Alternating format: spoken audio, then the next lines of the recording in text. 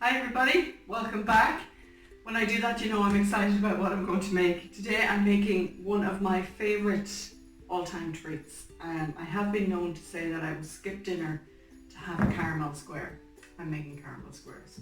So, very easy, 3 steps. First step is your shortbread, second step is your caramel, and then just chocolate on the top is your third step.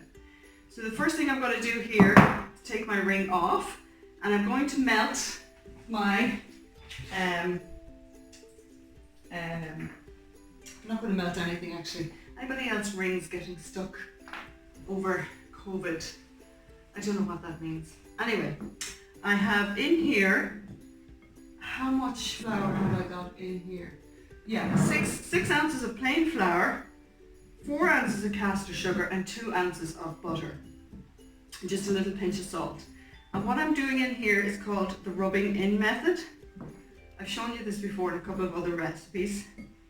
And I'm doing this by hand just in case some of you don't have any mixers. But I'm basically rubbing the butter into the flour, called the rubbing in method.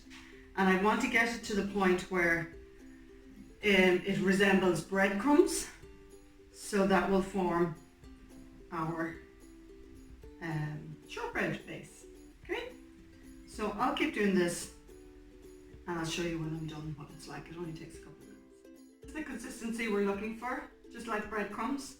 You have to be careful you don't overdo this step, because if you overdo it, it'll all come together like a pastry, and you don't want that. You just want it to be like breadcrumbs, okay? So using the back of a spoon, just gently push that down into your lined baking tin. I've shown you before in a couple of different videos how to line these baking tins by cutting into the corners of the greaseproof paper. And you just keep right into the corners there, you can see that, just to get it nice and smooth and compact, because this is the point where your shortbread comes together and doesn't crumble. You know when you bite into some caramel squares, they just crumble to bits. That's because this part hasn't been shoved down properly. So you pop that into an oven at 160 for about 20 minutes. Have a look at it and then come back, give it a turn around. Altogether it takes about maybe 25-30 minutes. It's quite thin, so you have to keep watching it only till it's golden brown. Okay.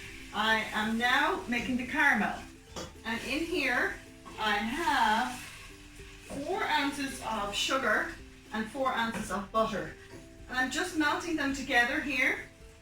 I'll just turn the heat down there for a second, and I'll bring the camera over just so you can get a better idea of what I'm doing. Here you can see I've totally melted the butter and sugar together, and I'm going to add a tablespoon of golden syrup, which is really hard to squeeze out. Typical, isn't it? Actually, you know what? I have a fair idea of what a tablespoon looks like, so I'm just going to, I'm actually going to turn that heat off because the caramel or the butter is starting to burn, and we don't want that. So let me just squeeze this super hard to squeeze. Oh my goodness. Oh, there we go. And the final ingredient is going to be a tin of condensed milk.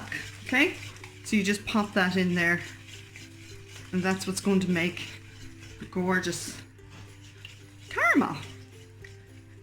Now I know you're thinking to yourself, it'd be a whole lot easier. Did I press play? I did.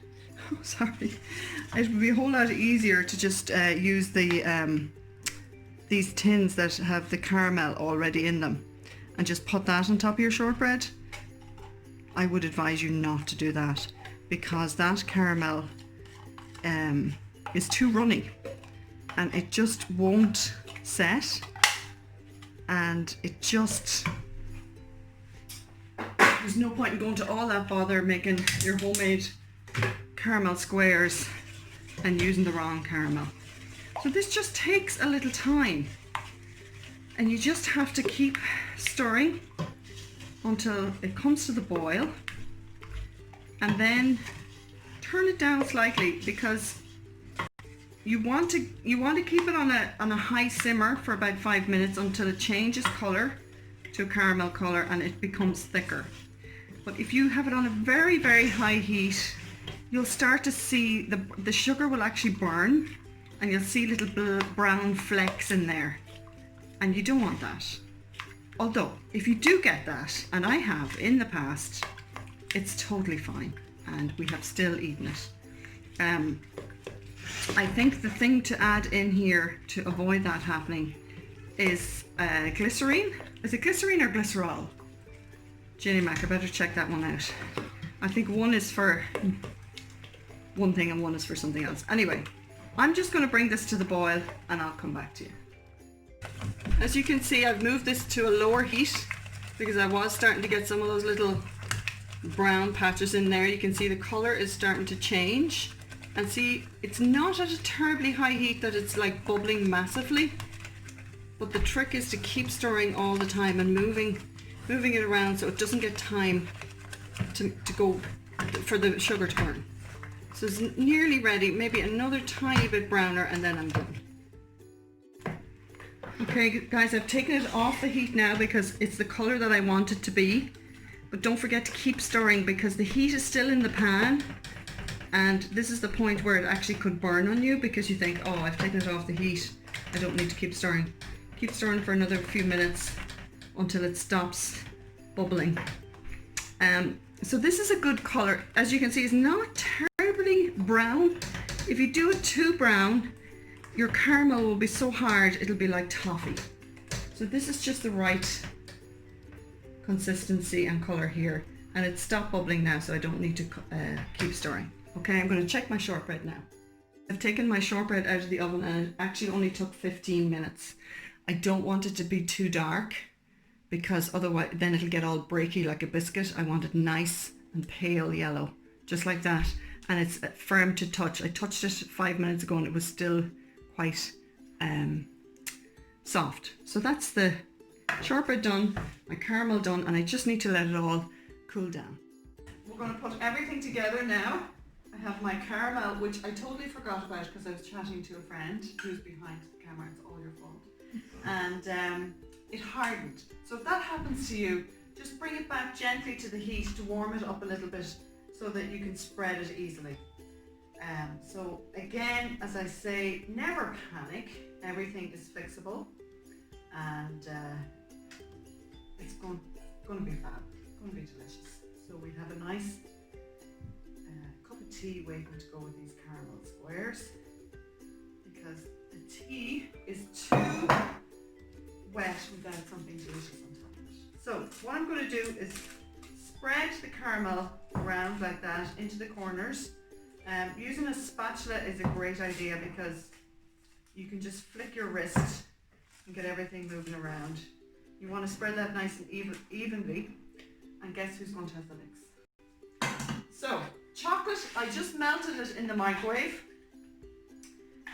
Just be careful when you're melting chocolate in the microwave. Do it in bursts because it will burn and it'll become gritty. So just do it in 30-second bursts. And always remember to take your spoon out of the microwave, out of the bowl before you chuck it in the microwave, because that would not be a good idea. So that's basically your caramel squares. I'm just going to pour on the chocolate here. If you wanted it to make it nice and colourful, you could melt some white chocolate and just make little drizzles of that over the top, which I might do as well later. And then you could run a little skewer along the white chocolate and drag it so that you get that lovely spider web, professional kind of looking topping. Honestly, I don't know if we can wait for these to cool down to eat them. Maybe I'll pop it in the freezer for 5 minutes. Anyway, that's my caramel square. I'll put a lovely picture up there of it, a nice cut version. Thanks everybody for watching. God bless.